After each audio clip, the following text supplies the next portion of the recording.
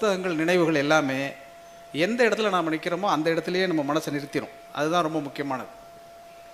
இந்த நிகழ்வில் வந்து எனக்கு முன்னால் பேசிய நான் ரொம்பவும் மதிக்கக்கூடிய எழுத்தாளர், எங்கள் அன்பு தோழர் தமிழ்ச்செல்வன் அவர்கள் உரையை கேட்க வேண்டும் என்பதற்காகத்தான் இந்த விழாவில் நான் பங்கெடுத்துக் கொள்ளவே ஒத்துக்கொண்டேன்.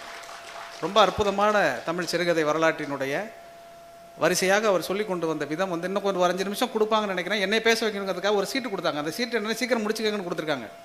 அது ரொம்ப தப்புமா. ஏன்னா உண்மையான தமிழ்ச்செல்வன் யுகபாரதி கிடையாது, எழுத்தாளர் தமிழ்ச்செல்வன் தான். அதனால் அவர் என்ன கொஞ்சம் நேரம் பேசியிருக்கலாம். ஏன்னா இன்னொரு அரை மணி நேரம் பேசுவதற்கான தரவுகளை ஒரு 6000 கதையை ஒரு வருடம் முழுக்க படித்த ஒருவர் அந்த மேடையில் உட்காந்துருக்கிறார். இந்த புத்தக திருவிழாவில் வந்து நான் பேசுவதை விட அவர் பேசுவது வந்து ரொம்ப சிறப்பு. ஒவ்வொரு கதையை பற்றியும் வரலாற்று பின்புலத்தோடு அரசியல் அறிவோடு சொல்லக்கூடியவர் அவர். அதனால் வந்து அது ரொம்ப முக்கியமானது. முழுமை அறிவு பற்றியெல்லாம் சொன்னார் தோழர். அதனால் அறிவுங்கிறதே முழுமை இல்லாதது தான். முழுமை இல்லாமல் இருந்தால் தான் அது அறிவு இல்லையா? ஆனால் முழுமை அறிவுன்னு நிகழ்வுகள் அங்கங்கே நிகழ்ந்து கொண்டிருக்கிறது. அதுக்குள்ளே நம்ம போக வேணாம், அது ரொம்ப பஞ்சாயத்து ஆகிடும்னு வச்சுக்கோங்க. அடுக்கு தமிழில் பேசுவது இழுக்கு என்று உனக்கு எவன் சொல்லி கொடுத்தான்னு எனக்கு புரியவே இல்லை.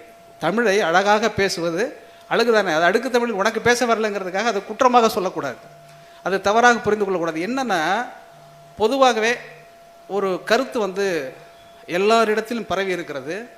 நல்ல தமிழில் பேசினால் அது மேடை பேச்சே இல்லை. நவீன இலக்கியவாதிகள் நல்ல தமிழில் பேசக்கூடாதுன்னு ஒன்று புரிஞ்சு வச்சுருக்காங்க. என்னுடைய அருமை தோழர் தமிழ்ச்செல்வன் அவர்கள் இன்றைக்கு பேசினாரே, இதை விட ஒரு நல்ல தமிழ் வேற எங்கே கிடைக்கும்?